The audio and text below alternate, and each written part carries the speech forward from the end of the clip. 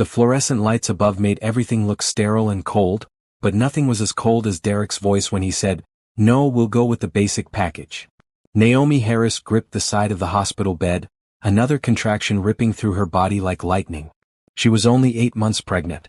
This wasn't supposed to be happening yet. The baby wasn't due for another 4 weeks. "Mr. Collins, your wife needs immediate care," the nurse said firmly. "She's in premature labor. We need to move her to a proper delivery room and monitor both her and the baby closely." "How much does that cost?" Derek asked, not even looking at Naomi as she whimpered in pain. The nurse hesitated. "Sir, this is about your wife and baby's safety." I asked how much. Naomi wanted to scream at him, but another wave of pain stole her breath. Sweat poured down her face. She'd been in this hallway for 20 minutes already, contractions getting closer and more intense, while Derek argued about money. "The delivery room with proper monitoring is an additional $3,000, the nurse said quietly. "But Mr. Collins, this is serious. Your wife." $3,000? Derek laughed bitterly. "For what? Women have been having babies since the beginning of time. She'll be fine in a regular room." "Derek," Naomi managed to gasp out. "Please. Something's wrong. I can feel it." He finally looked at her, and what she saw in his eyes broke something inside her chest. There was no love there. No concern. Just irritation, like she was inconveniencing him. "You're being dramatic," he said flatly. "We can't afford extra charges. We agreed to stick to our budget." "Our baby," she started, but another contraction cut her off. This one was different. Sharper. Something was definitely wrong. The nurse looked between them, clearly distressed. "I'll get the doctor," she said, hurrying away. Naomi lay there in the hallway, other patients and staff walking past, while Derek pulled out his phone. She heard him typing rapidly, probably texting someone about how she was being difficult again. Then his phone rang. Derek stepped a few feet away, but Naomi could still hear him. "Hey baby," he said, his voice suddenly warm and affectionate. "No, it's fine. She's just being overdramatic as usual." "Yeah, the basic package. That saves us about $4,000. "I know, right? We can use that for the Bahamas trip we planned. Next month, remember?" "I can't wait either. I miss you so much." Naomi's heart stopped beating for a moment. Baby? Trip to the Bahamas? She and Derek hadn't planned any vacation. They'd been saving every penny for the baby's arrival, or at least that's what he'd told her. Another contraction hit, this one so painful she cried out. Derek glanced at her with annoyance and walked further down the hall, still on his phone. "I know, Courtney. I'll handle it. She won't suspect anything. After the baby comes, we can figure out our next steps. I love you too." The words echoed in Naomi's head even as the pain in her body intensified. Courtney. He'd said "I love you" to someone named Courtney. While Naomi lay in a hospital hallway, 8 months pregnant with his child, being denied proper medical care. A doctor rushed over, a different nurse with him. "Mrs. Collins, we need to get you into a delivery room immediately. Your blood pressure is dangerously high, and the baby's heart rate is irregular." "My husband," Naomi started. "We'll deal with billing later," the doctor said firmly. "Your life and your baby's life are at risk." They wheeled her bed rapidly down the hallway. Derek jogged to catch up, his phone still in his hand. "Wait, what's happening? Nobody told me to authorize." "Sir, this is a medical emergency," the doctor said without slowing down. "We need to deliver this baby now." "But the cost." "Your wife could die," the nurse snapped. "Your baby could die. We're not asking permission." They pushed through double doors into a bright delivery room. Medical staff swarmed around Naomi, hooking up monitors, inserting IVs, checking her vitals. The beeping of machines filled the air, some of them alarming loudly. "Blood pressure 180/110, someone called out. "Baby's heart rate dropping," another voice said urgently. Through the fog of pain and fear, Naomi could hear Derek in the corner on his phone again. "I don't know, this is getting expensive. They're not even telling me what they're doing. I might need to call you back." A nurse pulled a curtain, blocking Derek from Naomi's view. "Focus on me, honey," she said gently, holding Naomi's hand. "We're going to take care of you and your baby. Just breathe." But Naomi couldn't breathe. Not just from the contractions. The truth was crushing her chest, making it impossible to pull in air. Her husband was having an affair. He denied her medical care to save money for a vacation with another woman.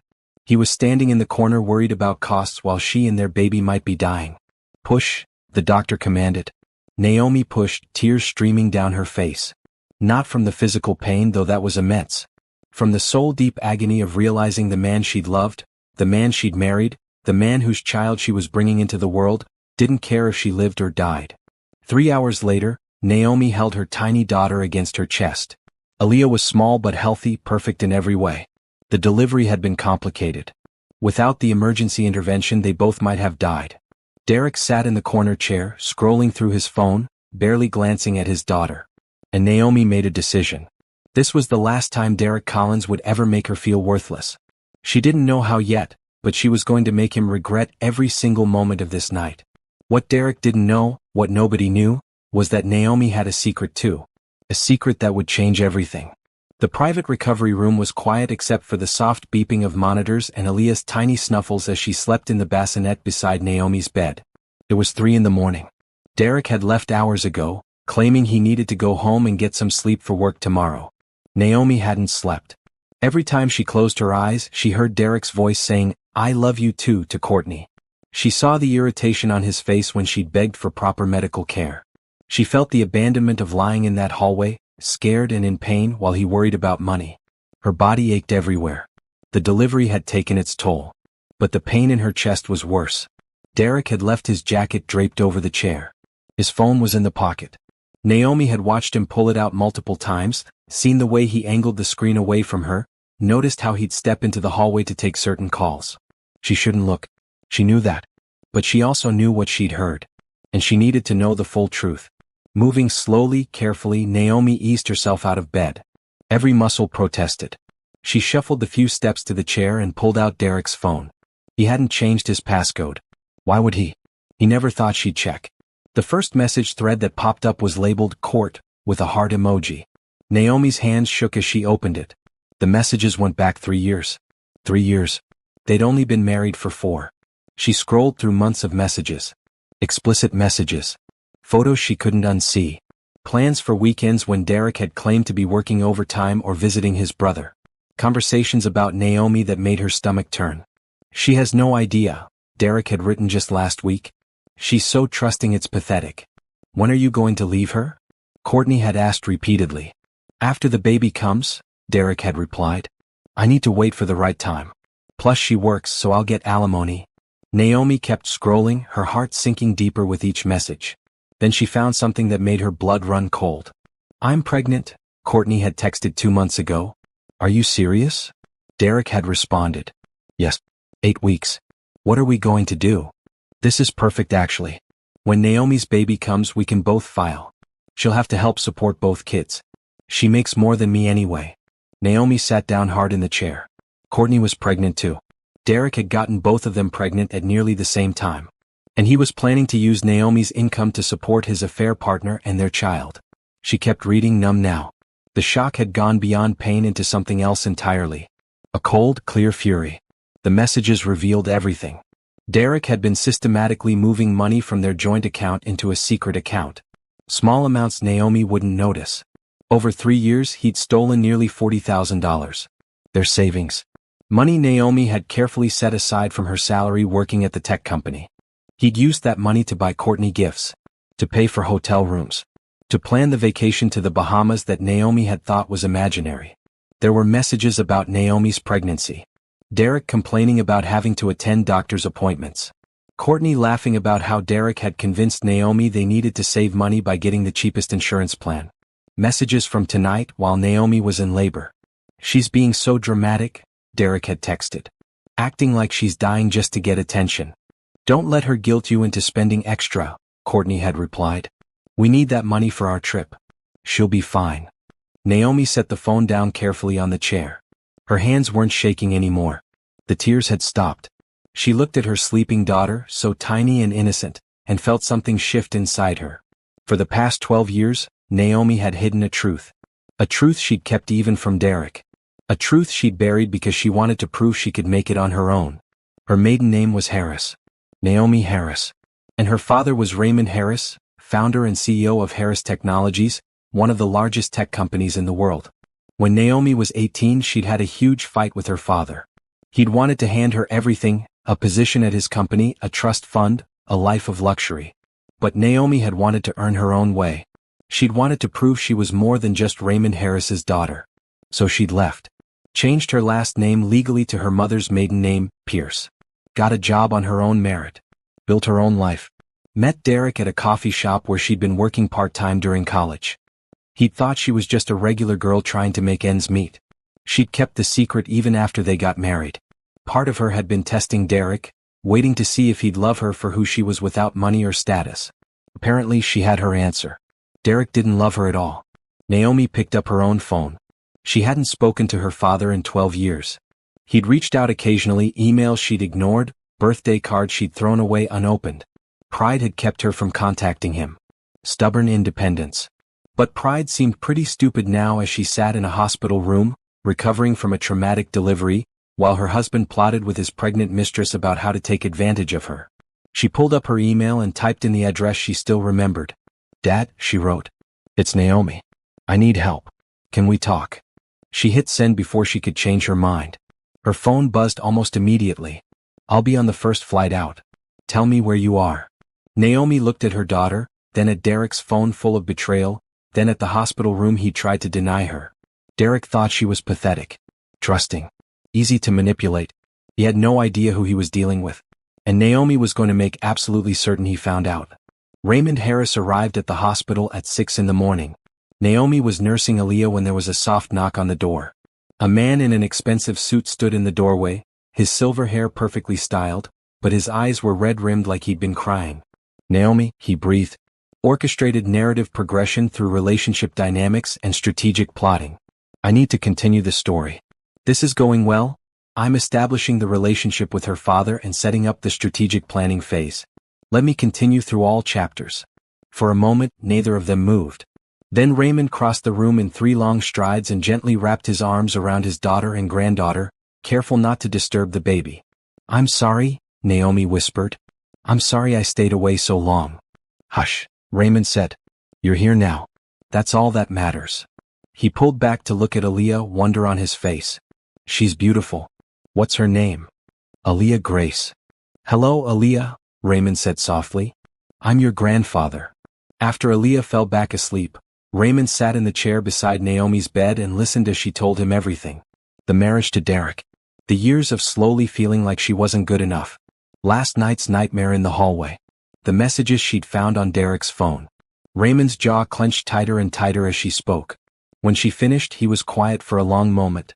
"What do you want to do?" he finally asked. "I want a divorce," Naomi said immediately. "I want full custody of Aaliyah. And I want to make sure Derek never has the power to hurt anyone else the way he hurt me. Consider it done. I know the best divorce attorney in the state. Lawrence Bennett. He's expensive but—" "I don't want your money," Naomi said quickly. "I mean not as a handout. I want to earn my own way." Raymond smiled, though there was sadness in it. "Still stubborn. You get that from me?" He leaned forward. "Naomi, there's a trust fund that's been growing since you were born. It's yours regardless. Over $30 million now with compound interest. Your mother and I set it up before she passed." Naomi's eyes widened. She'd known her father was wealthy, but she hadn't realized. "I don't need you to earn what's already yours," Raymond continued. "But if you want to work, if you want to build something of your own, I can offer you that opportunity too. Harris Technologies is always looking for talented people." "What was your degree in again?" "Biomedical engineering," Naomi said. "But I've been working in customer service at a small tech company for the past 3 years. Derek convinced me I wasn't qualified for engineering work." "Derek is an idiot," Raymond said flatly. "And you are absolutely qualified. I have an entire division working on medical technology. They could use someone with your background and your passion. I don't want special treatment because I'm your daughter. You won't get it. I'll have HR put you through the same interview process as anyone else. You'll start at entry level.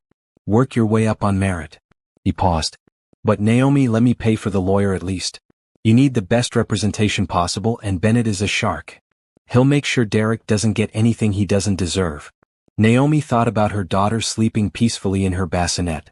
Thought about Derek planning to use her money to support his mistress. Thought about being denied medical care while he saved money for a vacation with another woman. "Okay," she agreed. "I'll accept help with the lawyer. But everything else I earn." "Deal." Raymond pulled out his phone. "I'm calling Bennett right now. He owes me a favor anyway."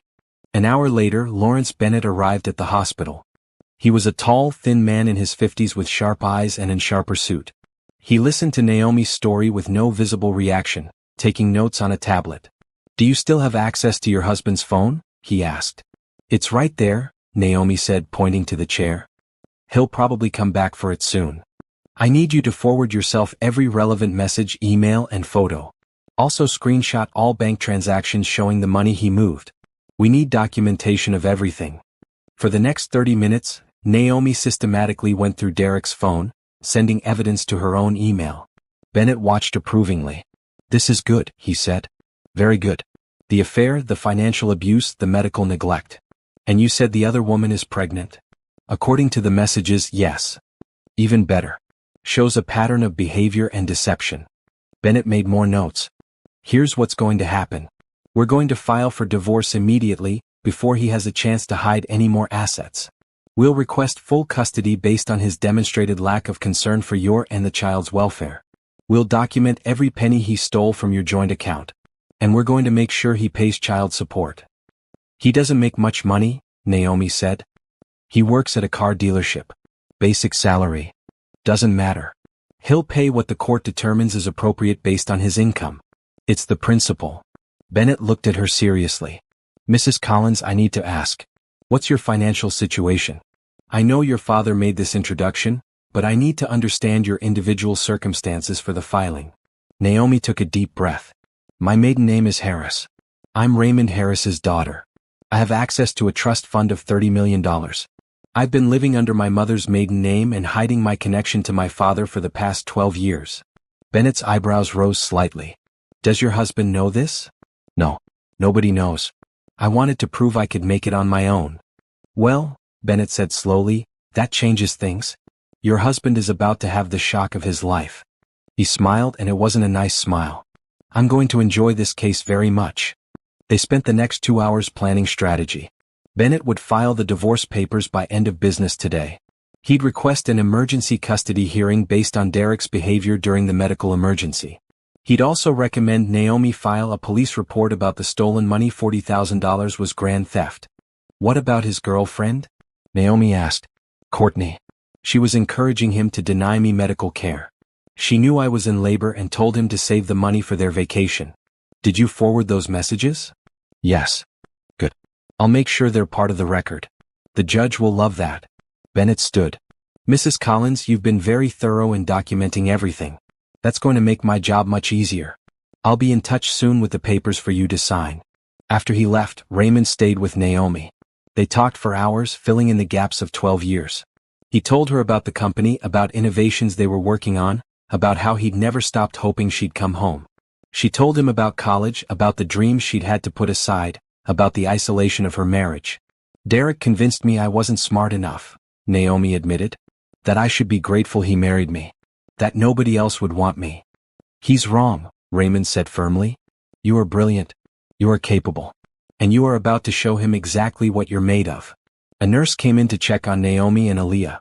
As she was leaving, she paused. "Your husband called. He's running late, but will be here this afternoon to pick you both up." Naomi and Raymond exchanged glances. "Perfect," Naomi said. "That gives us just enough time." By the time Derek walked into the hospital room at 3 o'clock, everything was in place. The divorce papers were signed and filed. Screenshots of every message were saved in multiple locations. Bank records were documented. A police report was filed. Bennett had even arranged for a process server to be waiting in the lobby. Derek smiled when he saw Raymond. "Oh, you have a visitor? That's nice, babe. I brought the car seat like you asked."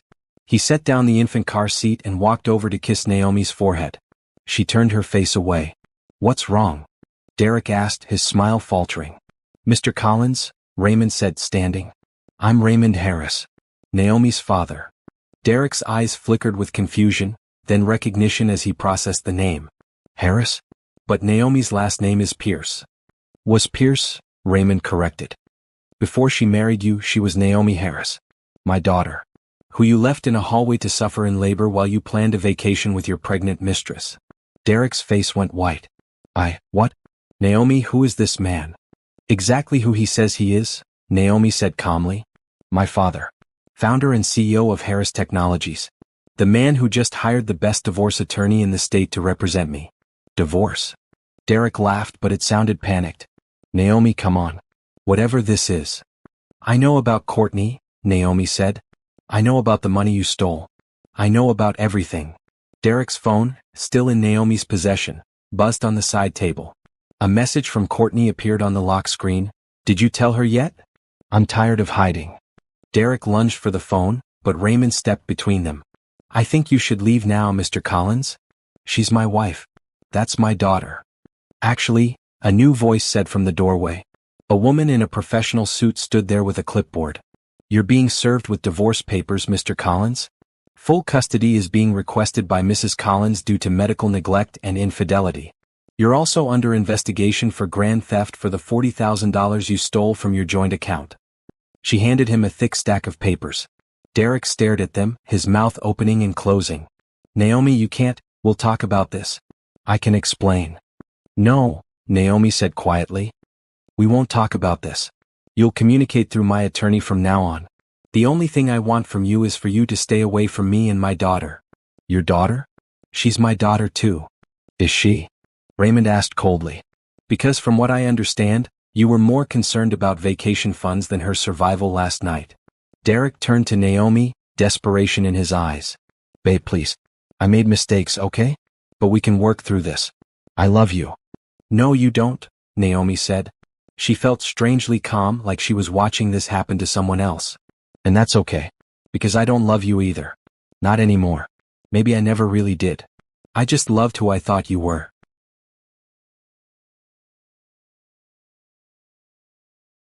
You're going to regret this, Derek said, his desperation turning to anger. You think you can just throw me away? Good luck raising a baby alone. You'll come crawling back. I don't think she will, Raymond said. Now leave before I have security escort you out. Derek looked at Naomi one more time, seemed to realize she was serious, and stormed out of the room. In the silence that followed, Aaliyah woke up and started to fuss. Naomi picked her up, cradling her close. Are you okay? Raymond asked gently. I am, Naomi said. And surprisingly, she meant it. For the first time in years, she felt free. I really am. Good, Raymond said. Because tomorrow we're going to start building your new life. 3 days later, Naomi was settling into her father's guest house when Derek showed up unannounced. The main estate was gated, but somehow he talked his way past security by claiming it was an emergency involving his daughter. Naomi was feeding Aaliyah in the living room when the doorbell rang. Through the window, she saw Derek's beat-up sedan in the driveway and felt her stomach tighten. She'd been expecting this, but she still wasn't prepared. She put Aaliyah in her bassinet and opened the door, keeping the chain lock engaged. We need to talk, Derek said.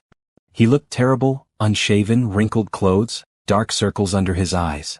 Talk to my lawyer, Naomi said, starting to close the door. Wait. Derek put his hand against the door. Please, Naomi. Just 5 minutes. Against her better judgment, Naomi hesitated. Part of her, the part that had loved him, that had believed in their marriage, wanted to hear what he had to say. 5 minutes, she agreed, removing the chain. But you're not coming inside. They stood on the porch. Derek ran his hand through his greasy hair. I don't even know where to start. This whole thing is crazy. You're the daughter of Raymond Harris? How did I not know that? I didn't tell you. Why not? Because I wanted to know that you loved me for me, Naomi said. Not for my father's money or connections. Clearly, I got my answer. That's not fair, Derek protested. I did love you. I do love you. You loved me so much you cheated on me for 3 years?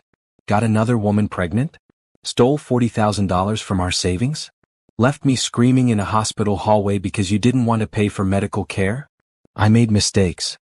Mistakes. Naomi's voice rose despite her efforts to stay calm. You told Courtney you loved her while I was in labor with your child. You planned a vacation with her using money you stole from me. You convinced me I wasn't good enough, that I should be grateful you married me. I was confused, Derek said desperately. It was wrong, I know that now. But we can fix this. I'll end things with Courtney. We can go to counseling. Please, Naomi. Don't throw away our marriage. Our marriage was over the moment you decided another woman was more important than your pregnant wife, Naomi said flatly. Derek's expression changed. The desperation faded, replaced by something harder. Fine. You want to play it that way? Let's talk about money then. Community property laws mean half of everything is mine, including half of that trust fund your daddy set up for you. The trust fund was established before we were married and kept separate from marital assets, Naomi said calmly. Bennett had already explained this to her. You get nothing from it. We'll see what a judge says. And I'm filing for joint custody. Aaliyah is my daughter. You can't keep her from me. You mean the daughter whose medical care you refused to pay for? The daughter you barely looked at in the hospital? That daughter? I have rights. Derek shouted. You can't just cut me out. I'm not cutting you out. The court will determine custody based on what's best for Aaliyah. And given your behavior, I don't think that's going to work out well for you. Derek stepped closer and Naomi instinctively stepped back. His eyes were wild now, angry. You think you're so smart? So much better than me? You're nothing, Naomi. You were working customer service at some no-name company when I met you. Living in a crappy apartment. I gave you a decent life. Decent. Naomi almost laughed. You isolated me from my friends. Convinced me I wasn't qualified for better jobs. Took credit for my ideas. And you call that decent? You were weak, Derek spat. Pathetic. Always needing reassurance, always doubting yourself. Courtney isn't like that. She's confident. Independent. Better than you in every way. The words were designed to hurt, and once upon a time they would have. But Naomi felt nothing except a cold clarity. If Courtney is so wonderful, why are you here begging me to take you back? Derek's face flushed red. I'm not begging. I'm telling you how this is going to go.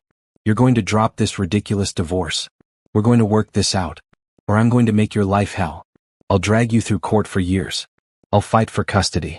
I'll tell everyone what a terrible mother you are, how you abandoned your family the second you found out you were rich. Are you threatening me? Naomi asked quietly. I'm telling you the truth. You need me, Naomi. You always have. Without me, you're nothing. The door behind Naomi opened.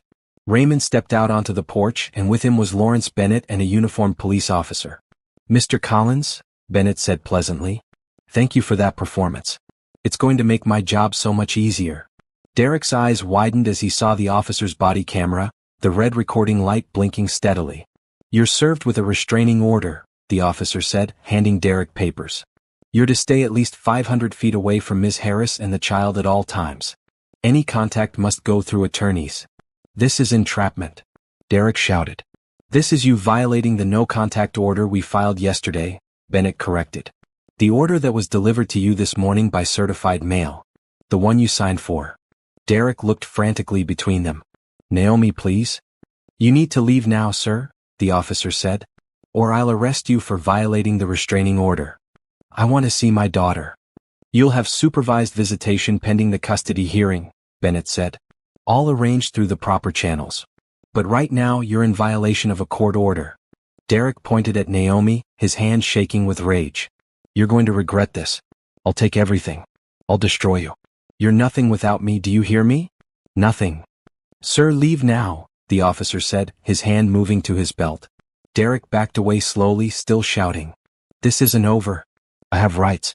You can't do this to me. They watched as he got in his car and peeled out of the driveway, tires squealing. That went about as well as expected, Bennett said dryly. I'll file these recordings with the court. Between the threats, the harassment, and the verbal abuse, his chances of getting joint custody just dropped to near zero. Naomi was shaking, adrenaline flooding her system. Raymond put his arm around her shoulders. You did great, he said. I know that wasn't easy. He really thinks I'm nothing, Naomi said wonderingly. He genuinely believes I can't survive without him. Then let's prove him wrong, Raymond said. I got a call from HR today. They want to interview you tomorrow for the medical technology division. Are you ready? Naomi looked back at the guest house, where Aaliyah was sleeping peacefully, safe and loved. She thought about Derek's words, designed to make her feel small and worthless. She thought about years of being told she wasn't good enough. I'm ready, she said. It's time to show Derek and myself exactly what I'm capable of. That's my girl, Raymond said proudly.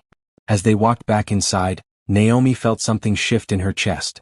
The fear that had lived there for so long, the doubt that Derek had planted and watered, was beginning to crack.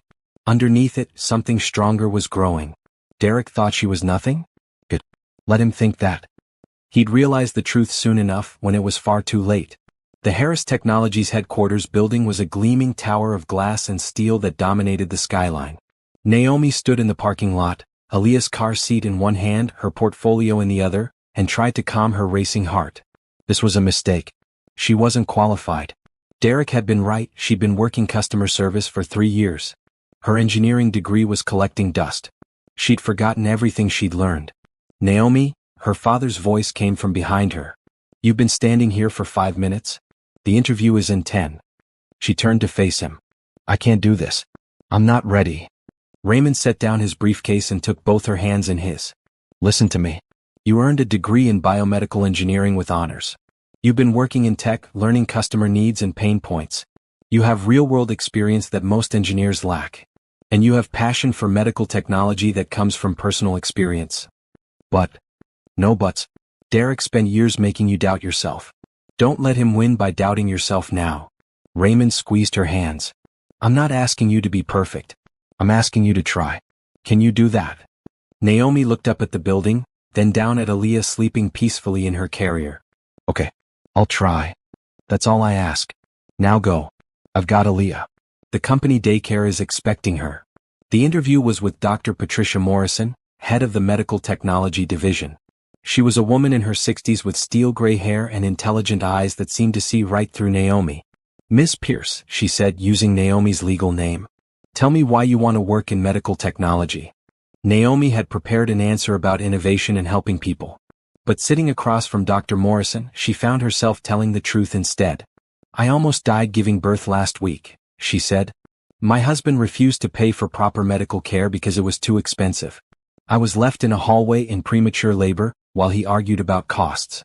If the hospital staff hadn't intervened against his wishes, my daughter and I might not have survived. Dr. Morrison's expression didn't change, but something flickered in her eyes. I realized that night that medical care shouldn't be a luxury, Naomi continued. Women in particular face obstacles to getting proper treatment. Whether it's cost or access, or not being believed when they say something's wrong. I want to create technology that removes those obstacles. That makes quality care accessible and affordable for everyone. That's an admirable goal, Dr. Morrison said. But you've been out of the engineering field for 3 years. Why should I believe you can contribute meaningfully to my team? It was a fair question. Naomi pulled out her portfolio. I've been working customer service in tech. I've heard thousands of user complaints, feature requests, pain points. I know what frustrates people about medical devices. The monitoring systems that are too complicated. The alert systems that give false alarms. The apps that require too many steps to use when you're in distress. She opened her portfolio to show sketches and notes she'd made over the years. I've been designing solutions in my head for years. I just didn't think anyone would listen. Dr. Morrison looked through the portfolio carefully. She stopped on a sketch of a pregnancy monitoring system. Explain this to me. It's a wearable sensor that continuously monitors vital signs during high-risk pregnancies, Naomi said, warming to the topic. Blood pressure, fetal heart rate, contraction patterns. All data syncs to an app that alerts both the patient and their care team if anything is concerning. It's designed to be intuitive enough that stressed, scared pregnant women can use it without thinking. We've tried developing something similar, Dr. Morrison said.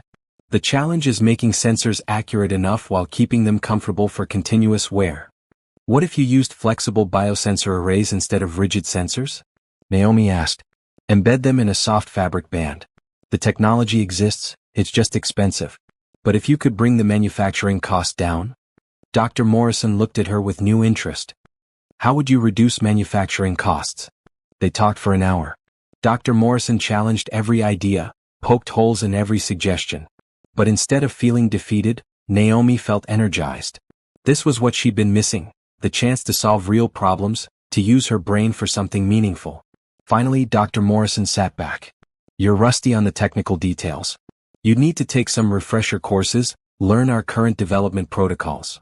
I can do that, Naomi said quickly. And you have a newborn, which means unpredictable hours and divided attention. I'm a single mother now, Naomi said. I need to work. And I'm willing to work harder than anyone else on your team to prove myself.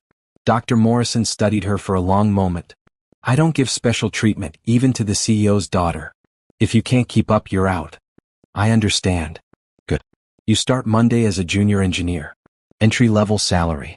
You'll work with our pregnancy monitoring team to develop that sensor system you described. If you can make it work, if you can bring costs down to a reasonable manufacturing price point, we'll talk about advancement. Naomi felt tears prick her eyes. Thank you. I won't let you down. See that you don't. Dr. Morrison stood, extending her hand. Welcome to Harris Technologies, Miss Pierce. After the interview, Naomi found her father in the executive daycare center, sitting on the floor with Aaliyah on a play mat, making silly faces that had the baby entranced. How did it go? He asked, looking up. I got the job, Naomi said, her voice shaking. I start Monday. Raymond stood, grinning, and pulled her into a hug. I knew you would. She said I was rusty. That I'd need refresher courses. So you'll take refresher courses. You can handle it. Naomi pulled back, wiping her eyes. Dad, thank you. For believing in me. For giving me this chance. I didn't give you anything, Raymond said firmly. You earned this on your own merit. Dr. Morrison doesn't hire anyone who doesn't meet her standards, family or not. She thinks you can do the work, so you can. That evening, Naomi sat in the guest house nursery, rocking Aaliyah to sleep. Her phone buzzed with a message from Bennett. Custody hearing scheduled for next month. Derek's attorney filed for joint custody and alimony. I've filed countermotion showing evidence of abuse and neglect. This is going to be ugly, but we'll win. Naomi looked down at her sleeping daughter. A month ago, she'd thought her life was over. She'd been married to a man who didn't love her, working a dead-end job, convinced she wasn't capable of anything better. Now she had her father back. She had a job that would let her make a real difference. She had her daughter healthy and safe. And she had the resources to fight for the life she deserved. Derek was right about one thing, this wasn't over. But he was wrong about who was going to win. 6 months transformed Naomi's life in ways she hadn't thought possible. Every morning she woke at 5, fed Aaliyah, dropped her at the company daycare, and was at her desk by 7. She stayed late most nights, studying, learning, pushing herself harder than she'd ever pushed before. Dr. Morrison hadn't exaggerated about not giving special treatment. She critiqued Naomi's work mercilessly, sent back designs with notes scrawled in red ink, and demanded perfection on every project. Naomi loved it. For the first time in years she felt like her brain was being used. Like she mattered. Like she was building something important. The pregnancy monitoring system was progressing. Naomi had partnered with the materials science team to develop a flexible sensor array that was both accurate and comfortable. The manufacturing costs were still too high, but she was working on solutions. Meanwhile, Derek was unraveling. His harassment started small. Text messages that Bennett intercepted. Emails demanding to know why Naomi was keeping his daughter from him. Phone calls to her old job, trying to get information about where she was working now. Then it escalated. He showed up at the Harris estate twice more, both times arrested for violating the restraining order. He created fake social media accounts to send Naomi messages. He contacted her old friends, telling them lies about how she'd abandoned him. But the worst was when he went to the press. Naomi was in a team meeting when her father called, his voice tight with anger. Turn on Channel 7. Now. She excused herself and pulled up the news stream on her phone. There was Derek sitting across from a sympathetic reporter, tears running down his face. She just disappeared, he was saying. Took our daughter and vanished. I came home from work one day and they were gone. No note, no explanation. That must have been devastating, the reporter said. I thought something terrible had happened. Then I found out the truth, she'd been lying to me our entire marriage. Hiding the fact that she was a billionaire's daughter. Playing poor while her father's money sat in a trust fund. Why would she do that? I don't know, Derek said, wiping his eyes. Maybe she was testing me. Maybe she enjoyed the deception. All I know is that I loved her, I gave her everything, and she destroyed our family. Naomi's hands clenched around her phone. What about your daughter? The reporter asked. I haven't been allowed to see her in months. Naomi won't even send pictures. She's using her father's money and power to keep Aaliyah from me. All I want is to be a father to my child.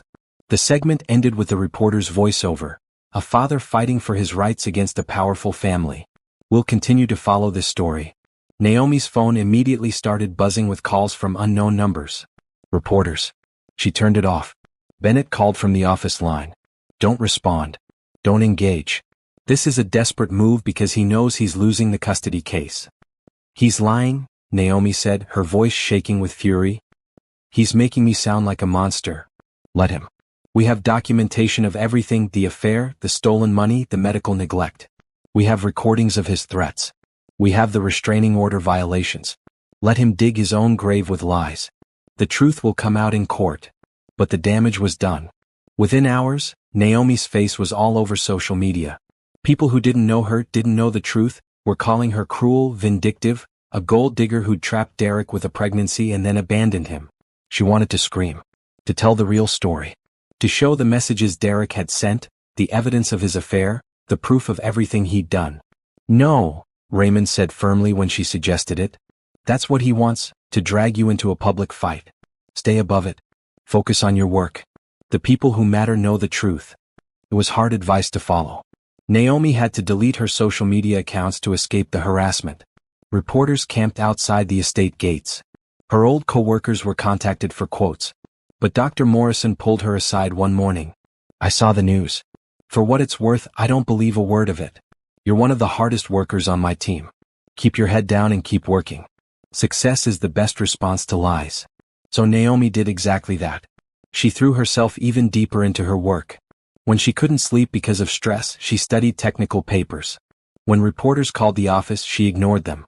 When she felt overwhelmed, she looked at Aaliyah and remembered what she was fighting for. And slowly something shifted. Her pregnancy monitoring system was ready for prototype testing. The costs were still higher than ideal, but the technology worked. Sensors accurately tracked vital signs. The app was intuitive and responsive. Early testing showed it could detect complications hours before traditional monitoring. Dr. Morrison presented the prototype at a team meeting. This is excellent work. We're going to move forward with clinical trials. Naomi, you'll lead the testing phase. Me? Naomi asked, surprised. You designed it. You know it better than anyone. Time to step up. Leading the clinical trials meant working with hospitals, training medical staff, analyzing data. It meant presenting findings to executives. It meant being visible, being accountable, being responsible for something that could genuinely save lives. It was terrifying. It was exhilarating. It was everything Naomi had dreamed of and been told she couldn't do. The day Derek's attorney deposed her for the custody case, Naomi arrived in a power suit with her prototype in a briefcase, fresh from a successful hospital presentation. She answered every question calmly, with evidence to back up every claim. Yes, she'd left Derek. No, she hadn't abandoned her family, she'd escaped an abusive situation. Yes, she had money. No, she hadn't hidden it maliciously, she'd been protecting herself from exactly the kind of opportunistic behavior Derek was now displaying. Yes, she was working full-time. No, it wasn't neglecting Aaliyah. The child was in excellent care and thriving. Derek's attorney tried to paint her as cold, calculating, deceptive. But when Bennett presented the evidence, the messages, the stolen money, the affair, the medical neglect, the deposition fell apart. That night, Naomi received an email from Derek. Just one line, I hope you're happy destroying my life like this. She didn't respond. But she did print out the email and add it to the evidence file. 3 weeks later, Dr. Morrison called Naomi into her office. The clinical trials are going extraordinarily well. The hospital feedback is outstanding. We're moving forward with manufacturing. That's wonderful, Naomi said. I'm promoting you to project lead. Senior engineer level. You'll oversee the entire development and rollout. Naomi stared at her. Dr. Morrison, I've only been here 6 months. And you've accomplished more in those 6 months than some engineers accomplish in years. You've earned this, Naomi. Don't let anyone convince you otherwise. That evening, Naomi fed Aaliyah dinner in the high chair, watching her daughter smash sweet potatoes across her face with delight. Her phone buzzed with a news alert. Derek Collins arrested for attempted breaking and entering at Harris Technologies headquarters. Security footage shows Collins trying to access restricted areas. Investigation ongoing. Naomi closed her eyes. He just couldn't let it go. Couldn't accept that it was over. Couldn't stop trying to hurt her. But this time, his actions would have consequences he couldn't escape. And Naomi would make sure of it. The courthouse was packed the morning of the custody hearing. Naomi sat beside Bennett in a navy suit, her hair pulled back professionally, her hands folded calmly in her lap even though her heart was racing. Across the aisle, Derek sat with his court-appointed attorney. He'd lost weight and his suit looked slept-in. His eyes when they met Naomi's were filled with hatred. The judge, Honorable Margaret Chin, was a stern woman in her 60s known for her no-nonsense approach to family law. "We're here for custody determination in the matter of Collins versus Harris," she said. "Mr. Collins is requesting joint custody and alimony. Ms. Harris is requesting full custody with supervised visitation only. Mr. Bennett, present your case." Bennett stood. "Your Honor, I'll be brief because the evidence speaks for itself. Mr. Collins engaged in a 3-year affair while married to my client. He systematically stole $40,000 from their joint account to fund this affair. Most significantly, when Ms. Harris went into premature labor, Mr. Collins refused to authorize necessary medical care, leaving her in a hospital hallway in active labor while he saved money for a vacation with his mistress. He projected messages onto the courtroom screen. Derek's text to Courtney, talking about Naomi's dramatic pregnancy, planning their Bahamas trip, complaining about having to attend doctor appointments. The judge's expression grew darker with each message. "Furthermore," Bennett continued, "Mr. Collins has violated a restraining order 4 times, including an attempted break-in at Ms. Harris's workplace. He's conducted a media campaign designed to harass and defame my client. And he's threatened her repeatedly, all of which we have documented." He played the recording from the porch confrontation. Derek's voice filled the courtroom. "You're nothing without me. I'll make your life hell. I'll destroy you." Several people in the gallery gasped. Derek's attorney stood weakly. "Your Honor, my client was under emotional distress. He'd just discovered his wife had been hiding her true identity and wealth throughout their marriage." "Hidden wealth is not grounds for medical neglect," Judge Chin said sharply. "Nor for theft, affair, or threats. Continue, Mr. Bennett." Bennett presented medical records showing the complications from Naomi's delivery. Expert testimony about what could have happened without intervention. Financial records proving Derek had stolen money. Character witnesses describing Naomi's devotion to Aaliyah. Then Bennett played his final card. "Your Honor, I'd like to call Derek Collins to the stand." Derek's attorney looked panicked, but there was nothing he could do. Derek took the stand, swearing to tell the truth. "Mr. Collins," Bennett said pleasantly, "you claim you want to be a father to Aaliyah. How many diapers have you changed?" What? It's a simple question. How many diapers have you changed since your daughter was born?" Derek's face reddened. "I don't know exactly. More than 10? More than 5? Any? I was working." "You work at a car dealership, correct? 40 hours a week, standard schedule?" "Yes." "So you had time. You just chose not to participate in your daughter's care." Bennett pulled out more documents. "Your attorney claims you've been denied access to Aaliyah. But according to the custody agreement pending this hearing, you're allowed supervised visits every Saturday for 2 hours. How many of those visits have you attended?" Derek shifted uncomfortably. "A few. According to the supervisor's logs, you've attended 3 out of the 26 scheduled visits. That's 11%. And during those 3 visits you spent most of the time on your phone, correct?" "I had work calls." "On Saturday? During your only time with your daughter?" Bennett let that sink in. "Mr. Collins, you claim Ms. Harris has been cruel in keeping Aaliyah from you. But you've had opportunities to see your daughter and chosen not to take them. Why is that? This whole supervised thing is degrading. More degrading than leaving your wife in a hospital hallway while she's in labor?" "Objection." Derek's attorney called weakly. "Sustained," Judge Chin said. "Mr. Bennett, stay focused." "Apologies, Your Honor." "Mr. Collins, can you tell the court Aaliyah's pediatrician's name?" I don't. "Her birth date?" "November." "I know it's November." "Her exact birth date, Mr. Collins?" "The 15th. "The 19th, Bennett corrected. "Do you know if she has any allergies?" "No." "The answer is no, she doesn't have allergies, or no, you don't know?" Derek's face was bright red now. "I don't know." "Do you know what developmental milestone she's reached? Whether she's sleeping through the night? What food she's tried? Anything about your daughter's actual life?" "I've been kept away." "You've been offered supervised visits. You've chosen not to attend. There's a difference." Bennett returned to his seat. No further questions. Derek's attorney tried to rehabilitate him, asking about his love for Aaliyah, his desire to be involved. But the damage was done. Then Naomi took the stand. Bennett walked her through her daily routine, waking at 5, caring for Aaliyah, working full-time, coming home to more childcare. He had her describe Aaliyah's personality, her favorite toys, her sleep schedule, her doctor visits. "You're working as a senior engineer now?" Bennett asked. "Yes.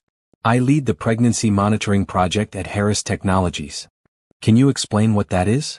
Naomi described the monitoring system, how it could detect complications early, how it could save lives. I designed it because of what happened to me. No woman should have to beg for medical care while she's terrified and in pain. No woman should have her husband make medical decisions based on cost rather than her life. She wasn't looking at Derek, but she felt him flinch.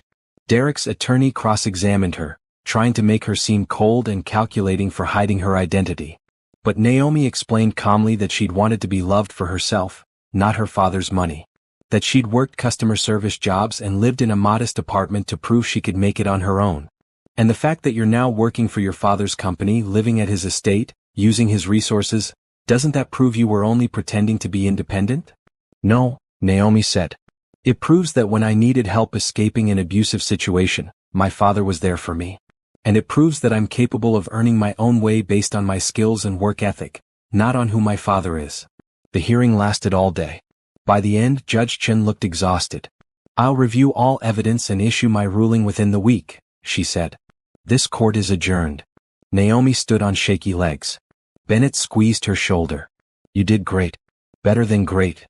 Across the aisle, Derek was shouting at his attorney. This is your fault. You said we had a chance. Mr. Collins, Judge Chen said sharply. Control yourself or I'll hold you in contempt. Derek's eyes found Naomi. The hatred there was so intense she actually took a step back. But then she straightened her spine. She'd done nothing wrong. She'd simply refused to continue being his victim. If he hated her for that, so be it.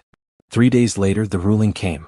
Judge Chen awarded Naomi full physical and legal custody of Aaliyah. Derek was granted supervised visitation once a month, pending completion of anger management courses and parenting classes. He was ordered to pay child support based on his income, a small amount, but the principle mattered. And most importantly, the judge's written ruling included language that made Naomi's heart swell.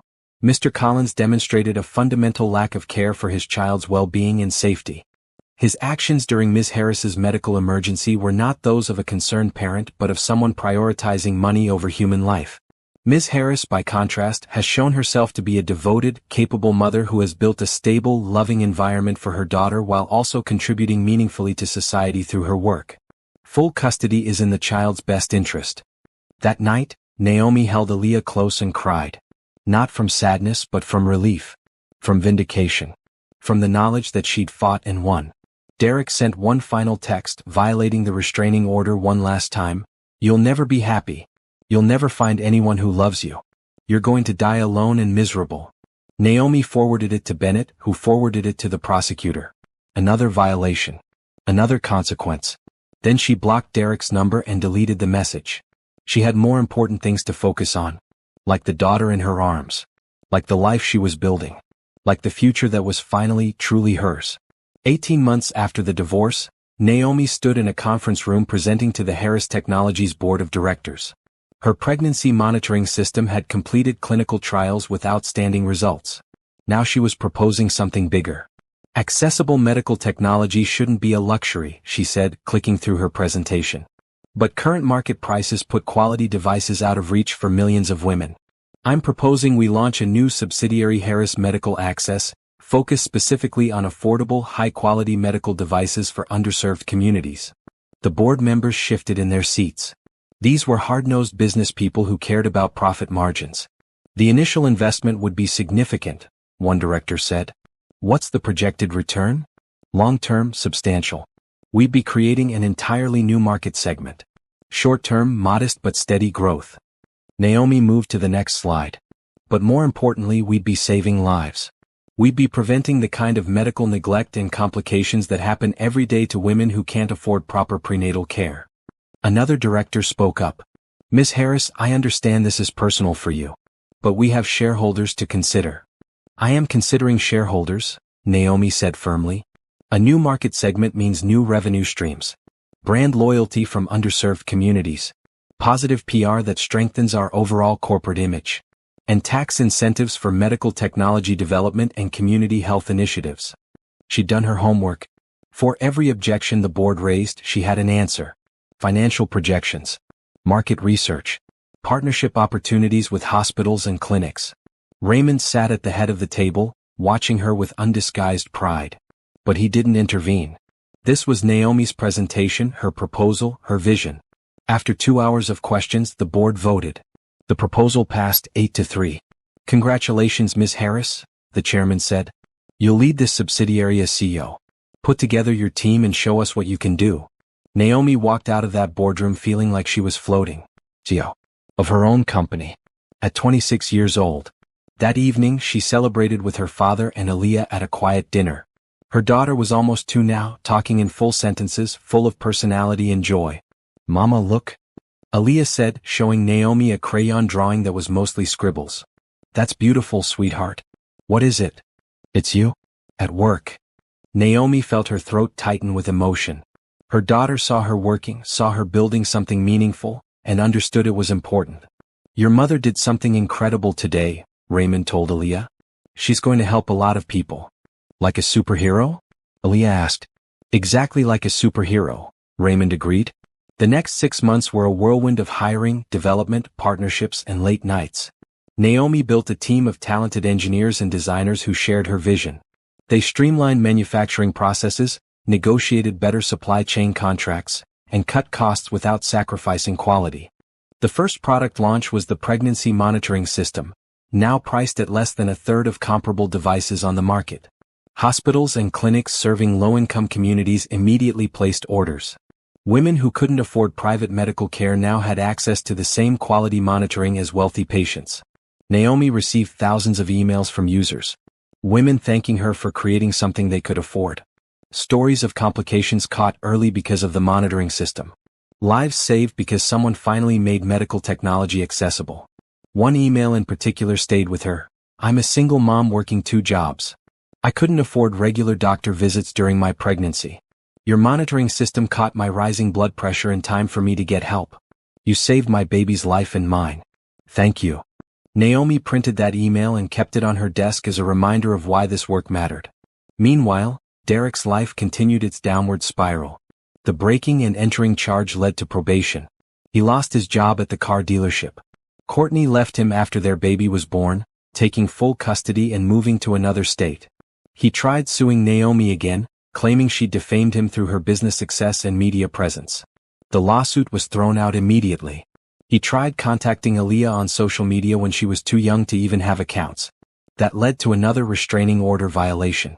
Each time the consequences stacked up. Probation extensions, court-ordered therapy, community service. His life became a series of legal problems of his own making, each one stemming from his inability to let go of his anger at Naomi. Naomi didn't pay attention to any of it. She was too busy building her empire. Harris Medical Access expanded into other products. Affordable glucose monitors for diabetics. Blood pressure cuffs with smartphone connectivity. Asthma management systems. Every product designed with the same philosophy: high quality, low cost, maximum accessibility. The company grew rapidly. What started as a subsidiary became a major division of Harris Technologies. Naomi hired dozens of employees. Opened offices in 3 cities. Established partnerships with healthcare providers nationwide. And through it all, she remained focused on her daughter. Aaliyah attended the company daycare during work hours. Naomi made time for bedtime stories and playground visits.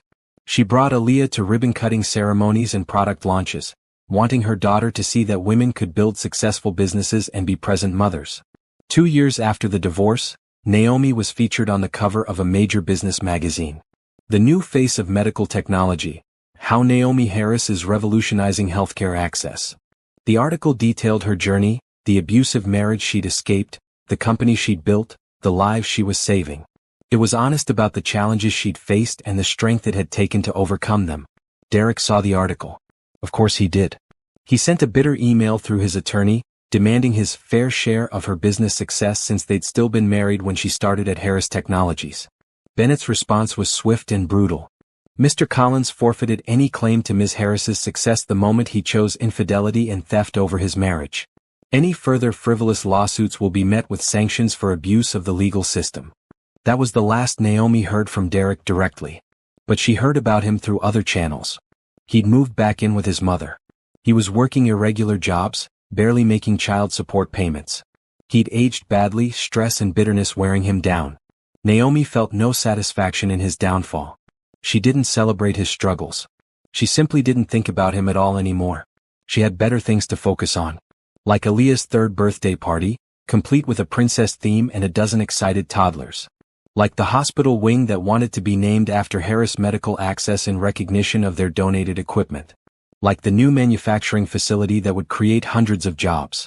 One evening, as Naomi tucked Aaliyah into bed, her daughter asked a question. "Mama, why don't I see my daddy?" Naomi had known this question would come eventually. She'd prepared for it, discussed it with therapists, thought carefully about how to answer honestly without burdening her young daughter. "Your daddy made some choices that hurt people," Naomi said gently. "Sometimes when grown-ups make bad choices, they have to have consequences. But that doesn't mean he doesn't love you. It just means he needs to learn how to make better choices." "Do you love him?" "I used to," Naomi said. "But not anymore. And that's okay. Sometimes people grow apart. What matters is that I love you very, very much. And Grandpa loves you. And we have a whole family who cares about you." "I love you too, Mama," Aaliyah said, yawning. "And I'm proud of you. You're a superhero." Naomi kissed her daughter's forehead, her heart full. "Sleep well, sweetheart." As she left the room, Naomi passed a mirror in the hallway. She stopped, looking at her reflection. She looked different than she had 2 years ago. Stronger. More confident. Happy. Derek had told her she was nothing without him. That she'd never be happy. That she'd die alone and miserable.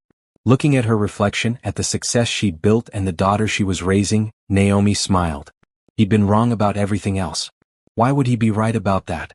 The call from Bennett came early on a Tuesday morning. Naomi was making breakfast for Aaliyah when her phone rang. "Derek's been arrested," Bennett said without preamble. "Corporate espionage. Attempted data breach. It's serious this time." Naomi nearly dropped the spatula. "What?" "Apparently he's been working with a competitor, trying to steal Harris Medical Access proprietary information. Manufacturing processes, device specifications, client lists. He got caught trying to access your company's servers with credentials he somehow obtained." "How?" "He convinced an intern that he was your husband and needed access for legitimate purposes. The intern was new and didn't know the situation. Derek got login information and tried to download sensitive files. Your IT security caught him immediately." Naomi sat down heavily. "Why would he do this?" "The prosecutor thinks he was trying to sell the information. He's deeply in debt, facing potential jail time for the restraining order violations. He was desperate." Bennett paused. "There's more. They found evidence he's been working with Courtney. She helped him identify which information would be most valuable." "Courtney?" "His ex. Apparently they reconnected recently. The prosecutor has messages between them planning the breach. She was going to get 20% of whatever he sold the information for." Naomi felt cold. Not betrayed, she was long past that, but shocked at the depths Derek had sunk to. "What happens now?" "He's being charged with multiple felonies. Corporate espionage, computer fraud, attempted theft of trade secrets. The evidence is overwhelming. If convicted, he's looking at significant prison time. 5 to 10 years minimum." After hanging up, Naomi sat in her kitchen processing the news. Aaliyah came in carrying her favorite stuffed bear. "Mama, you look sad," she said with the perception of a 3-year-old. "Just thinking about grown-up stuff, sweetie," Naomi said, pulling her daughter close. "Nothing for you to worry about." But she did worry. Not about Derek, he'd made his choices, but about what this would mean for Aaliyah. How do you explain to a child that their father is going to prison? How do you help them understand without making them feel responsible? The trial happened quickly. Derek couldn't afford a good attorney, and the evidence was damning. The intern testified about how Derek had manipulated her. IT security presented logs showing exactly what files he tried to access. Text messages between Derek and Courtney outlined their entire scheme. Naomi was called as a witness to establish the value of the stolen information and the potential harm if it had been sold to competitors. Sitting in the witness box, she saw Derek for the first time in months. He'd lost even more weight. His hair was graying. He looked 10 years older than he actually was. When their eyes met, she expected to feel something. Anger maybe. Satisfaction at his downfall. Fear at his desperation. Instead, she felt nothing but a distant sadness. This was a man who could have had a decent life. He'd been married to someone who loved him, had a beautiful daughter, had opportunities. Instead, he'd chosen bitterness and revenge at every turn, each choice leading him deeper into trouble. "Ms. Harris," the prosecutor said, "can you describe the potential impact if this information had reached your competitors?" Naomi explained how the stolen manufacturing processes were the result of years of research and development. How losing that competitive advantage could have cost the company millions. How it could have forced them to raise prices on their affordable medical devices, directly harming the low-income communities they served.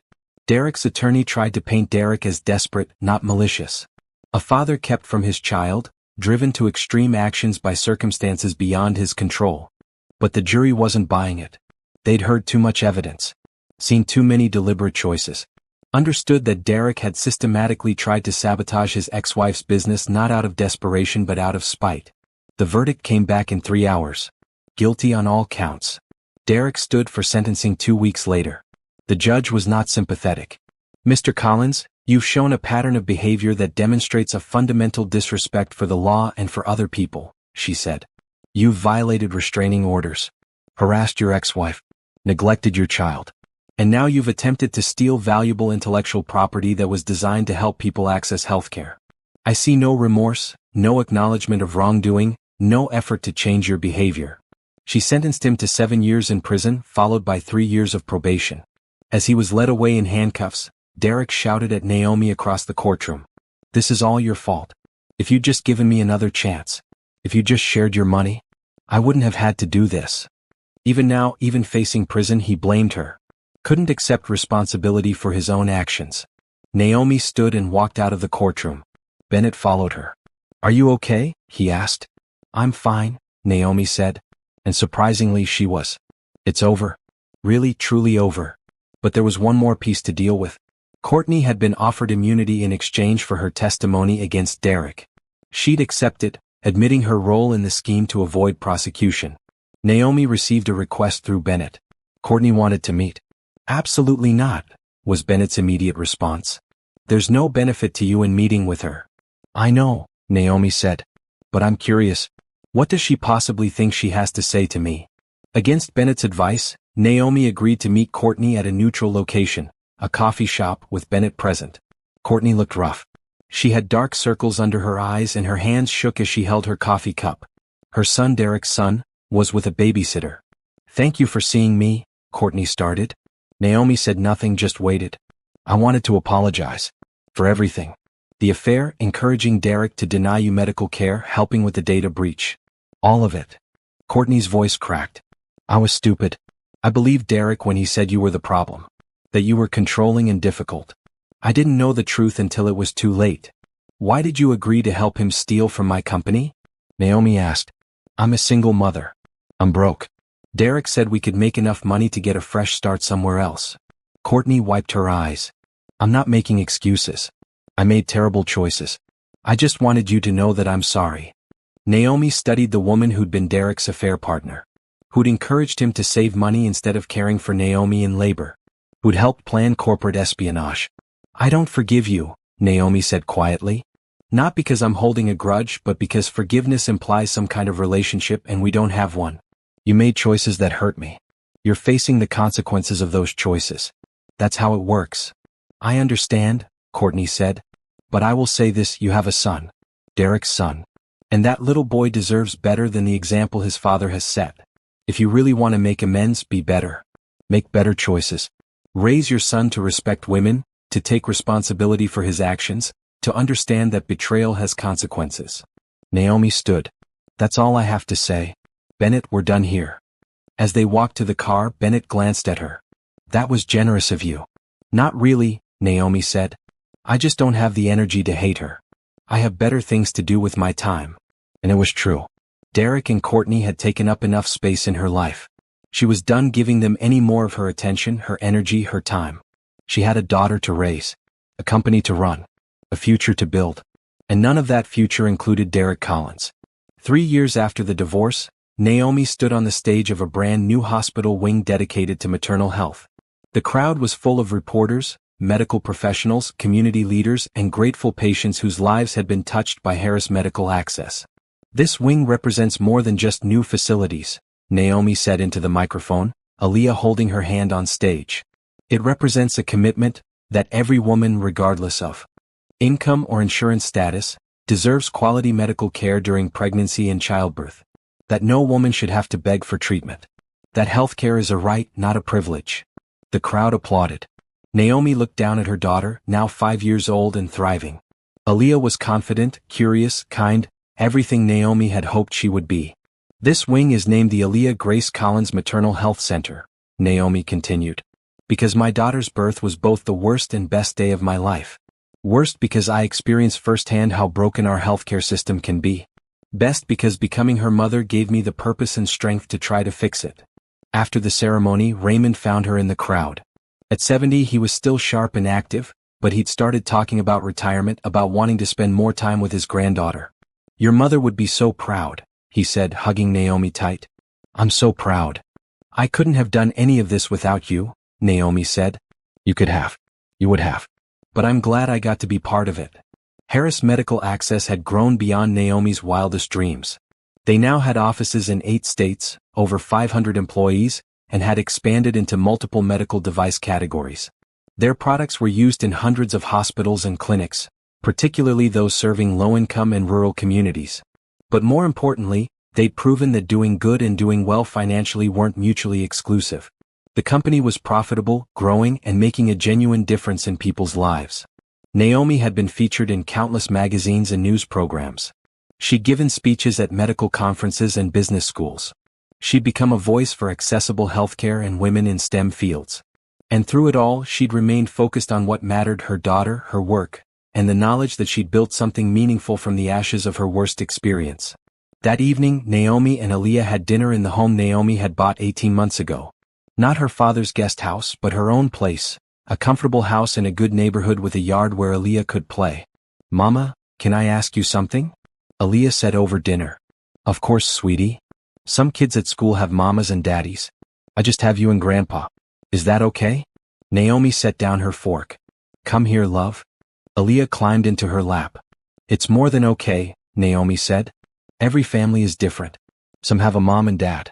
Some have 2 moms or 2 dads. Some have just a mom or just a dad. Some have grandparents or aunts or uncles raising them. What matters isn't who's in your family.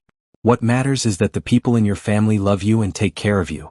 You love me, Aaliyah said confidently. So much.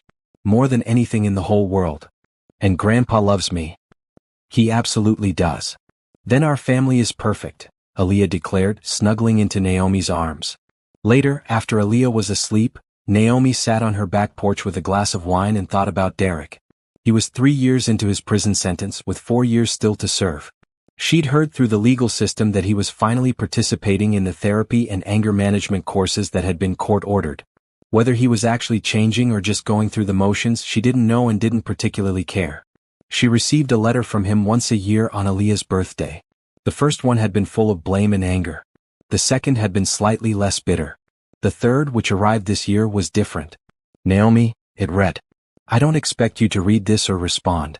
I just need to say it. I'm sorry. For everything. For the affair, for stealing from you, for how I treated you during the pregnancy, for all of it. I've had a lot of time to think in here, and I've realized that every bad thing in my life has been the result of my own choices. You didn't destroy me. I destroyed myself. I hope Aaliyah is happy and healthy. I hope you're happy too. You deserve better than me. Derek. Naomi had filed the letter away without responding. She didn't owe Derek forgiveness or acknowledgement. But she did feel a small sense of closure, knowing he finally understood. Her phone buzzed with a message from Dr. Morrison, her former boss and now close friend. Saw you on the news tonight. The hospital wing looks amazing. Proud of you, kid. Naomi smiled. She'd built a network of supportive people, colleagues, friends, mentors. People who valued her for who she was and what she contributed to the world. She thought about the girl she'd been at 18, so desperate to prove herself that she'd cut contact with her father. The young woman who'd married Derek thinking love was enough. The terrified mother lying in a hospital hallway, believing she deserved the neglect. That person felt like a stranger now. The woman Naomi had become was strong, successful, happy. She'd taken the worst experience of her life and transformed it into something that helped thousands of people. She'd proven that success was possible even after betrayal and pain. That healing was real. That happiness didn't require a partner or validation from someone else. Aaliyah was her joy. Her work was her passion. Her father was her rock. Her friends were her chosen family. Derek had said she would never be happy. That she'd never find love. That she'd die alone and miserable. But sitting on her porch in the house she'd bought with money she'd earned, thinking about the daughter sleeping safely upstairs and the company that bore her vision, Naomi had never been happier. She didn't need romantic love to feel complete. Didn't need a partner to validate her worth. Didn't need anything except the life she'd built for herself and her daughter. The next morning, Naomi dropped Aaliyah at kindergarten and headed to the office. She had a meeting with investors interested in expanding Harris Medical access internationally. After that, a consultation with a hospital about their maternal health programs. Then a speech at a women in business luncheon. Her assistant greeted her with coffee and the day's schedule. Also, there's a request for an interview from CNN about your work in accessible medical technology. Send them the standard media response. If they want to focus on the work and the impact, I'm interested. If they want to talk about my personal story, I'm not. Naomi had learned to set boundaries around her narrative. She'd shared her story when it helped other women. But she refused to be defined by Derek's betrayal or reduced to a victim-turned-success story. She was so much more than that. In her office, Naomi looked at the wall where she'd hung the most meaningful moments of her journey. The first sketch of the pregnancy monitoring system. The email from the woman who'd thanked her for saving her baby's life. The magazine cover featuring her as a leader in medical technology. A photo of Aaliyah at the hospital wing ribbon cutting. And in the center, a photo of herself from 3 years ago, taken the day she'd officially launched Harris Medical Access.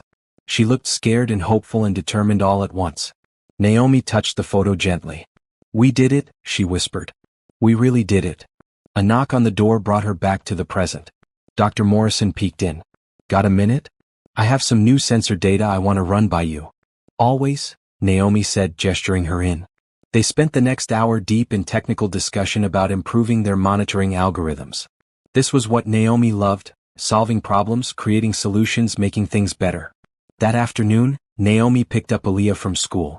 Her daughter bounced into the car, full of stories about her day. "We learned about jobs today," Aaliyah announced. "And I said my mama makes things that help people stay healthy. My teacher said that's a very important job." "It is," Naomi agreed. "What do you want to be when you grow up?" Aaliyah thought seriously. "Maybe a doctor. Or maybe I'll make things like you. Or maybe a superhero." "You can be anything you want," Naomi said. "As long as you work hard and never let anyone make you feel like you're not good enough." "Like how you didn't let Daddy make you feel bad?" Aaliyah asked.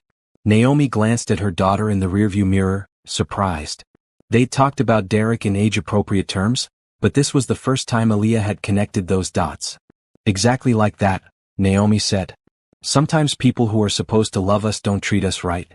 And it's okay to walk away from those people and build something better." "You built something amazing," Aaliyah said. "Grandpa told me our company helps thousands and thousands of people." "We do," Naomi confirmed. "And maybe one day you'll build something amazing too." That night, after Aaliyah was in bed, Naomi sat at her kitchen table with her laptop, reviewing proposals for the international expansion. It was quiet work, methodical but satisfying. Her phone rang. It was a number she didn't recognize but with a local area code. Curious, she answered. "Miss Harris? This is Jennifer Tate. I'm a patient at County General Hospital.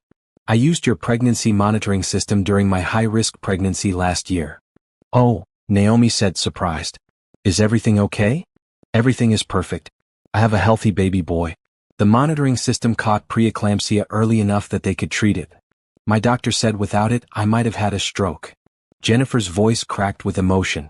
"I couldn't afford fancy medical care. But your company made sure I had access to the technology one needed. You saved my life. You saved my son's life. I just wanted to call and say thank you." Naomi felt tears welling up. "You're so welcome. That's exactly why we do this work." After the call ended, Naomi sat in her kitchen and cried.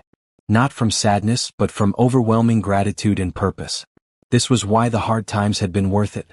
This was why rebuilding her life had mattered. This was the happy ending she'd never expected but had worked so hard to create. She'd started with nothing but determination and a newborn baby. She'd faced betrayal, abuse, public humiliation, legal battles, and corporate espionage. And she'd won. Not because she'd destroyed Derek, he'd done that to himself. Not because she had money, that had helped, but wasn't the source of her success. She'd won because she'd refused to believe the lies he'd told her about her worth. Because she'd worked harder than anyone else. Because she'd turned her pain into purpose. Derek was in prison, bitter and alone, facing years of consequences for his choices. Courtney was struggling as a single mother, working minimum wage jobs to support her son. And Naomi? Naomi was happy. Genuinely, completely happy. She had a daughter who was confident and loved. A company that was changing lives. A father who was proud of her. Work that fulfilled her. A future full of possibilities. The revenge Derek had feared, the revenge he tried to prevent through sabotage and espionage, wasn't revenge at all. It was simply Naomi living well. Building a better life. Proving that success and happiness were possible after betrayal. And that, more than any punishment the legal system could impose, was the ultimate victory.